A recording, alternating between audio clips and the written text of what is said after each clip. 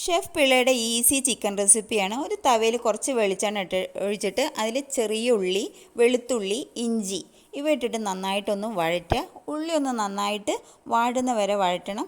അതിലേക്ക് പച്ചമുളകും കൂടി ഇടണേ. പച്ചമുളകും കൂടി ഇട്ട് ഇതെല്ലാം കൂടി ഒന്ന് നന്നായിട്ട് ഒന്ന് വാടി വരുന്നവരെ ഇളക്കിക്കൊണ്ടിരിക്കുക. അതിലേക്ക് സവാള ഇടുക, ഉപ്പിടുക. എന്നിട്ട് ഈ സവാള ഒന്ന് നന്നായിട്ട് കളർ മാറുന്നവരെ ഒന്ന് നന്നായിട്ട് വഴറ്റിക്കൊണ്ടിരിക്കുക. അതിലേക്ക് കുറച്ച് മുളക് പൊടി, മഞ്ഞൾപ്പൊടി, മല്ലിപ്പൊടി ഇവ ഇട്ടിട്ട് ഇതിൻ്റെ പച്ചമണം മാറുന്നവരെ ഒന്ന് നന്നായിട്ട് വഴറ്റണം.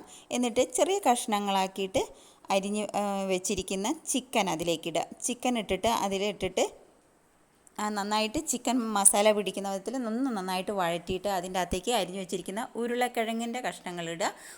എന്നിട്ട് അത് ഒന്നും കൂടെ വഴറ്റിയിട്ട് ഒരു തക്കാളി എടുത്ത് ചെറിയ കഷ്ണങ്ങളാക്കി അരിഞ്ഞിട്ട് ഇതിന് മുകളിൽ തക്കാളി ഇടുക.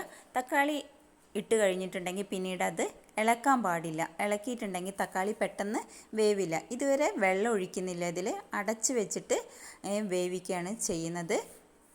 അടച്ച് വെച്ചിട്ട് വേവിച്ചിട്ട് അതിൽ ഡ്രൈ ആയിട്ടാണെങ്കിൽ അങ്ങനെ, അല്ല കുറച്ചുകൂടെ കറി രൂപത്തിലാണെങ്കിൽ കുറച്ചുകൂടെ വെള്ളം ഒഴിച്ചിട്ട് ഈ വെള്ളം തിളയ്ക്കാൻ വേണ്ടിയിട്ട് ഒന്നും കൂടെ നമുക്ക് അടച്ച് വെച്ചിട്ട് ഇത് വേവിക്കാം.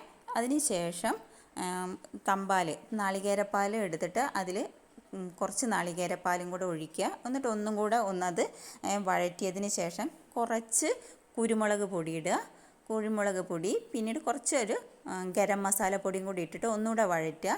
എന്നിട്ട് ഒരു തവ എടുത്തിട്ട് അതിൽ കുറച്ച് വെളിച്ചെണ്ണയിൽ ചെറിയുള്ളി, കടുക്, വറ്റൽമുളക്, കരിവേപ്പില ഇട്ടിട്ട് പൊട്ടിച്ചിട്ട് ചിക്കനിലേക്ക് ഒഴിക്കുക. ഈ ഡ്രൈ ആയിട്ടോ അല്ലെങ്കിൽ കറി രൂപത്തിലോ ആയിട്ട് ചോറിൻ്റെ കൂടെയോ വെള്ളപ്പമോ പൊറോട്ടയോ എന്തിൻ്റെ കൂടെയും നമുക്ക് ഈ കറി കഴിക്കാം.